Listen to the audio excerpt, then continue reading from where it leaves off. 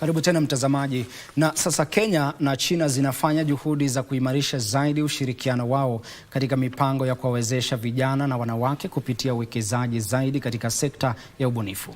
Haya yalijitokeza wakati wa hafla uzinduzi rasmi wa msimu wa pili wa mashindano ya muziki ya Sing for Africa hapa Nairobi, ambayo yanatarajiwa kuwaleta pamoja washiriki chipukizi kutoka mataifa ya Afrika na China. Mashindano hayo yanatarajiwa kutoa fursa kwa vijana wa kike nchini kuonyesha talanta zao katika jukwaa la kimataifa.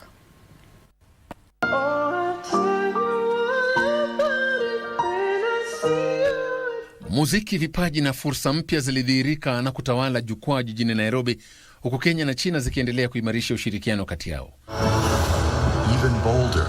Hafla hiyo iliashiria uzinduzi rasmi wa msimu wa pili wa shindano la Sing for Africa, ambalo linalenga kuwapa wasanii wachanga wenye vipaji jukwaa kubwa zaidi la kuonyesha uwezo wao na kutafuta fursa katika tasnia ya ubunifu.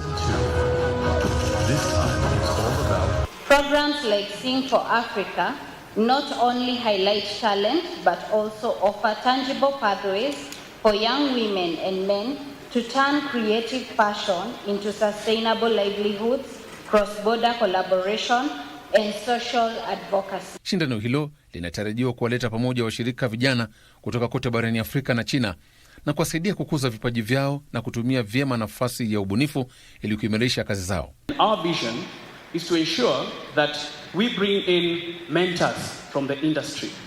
We bring in stakeholders in the industry and in the country at large to come and talk to these girls, to come and empower these girls, so that by the time you get out of the boot camp, even if you're not walking out the ultimate winner, you still go home empowered and with something. Ujumbe wa China uliwapa changamoto vijana kutumia fursa ya idadi yao kubwa na nafasi ya kidijitali inayoongezeka kwa kasi kote nchini China na Afrika ili kupanua ufikaji wao na kuonesha ubunifu wao. In Africa, over 400 million people are between 15 and 35. It's the youngest continent on earth. In China, 1.06 billion people use short video apps.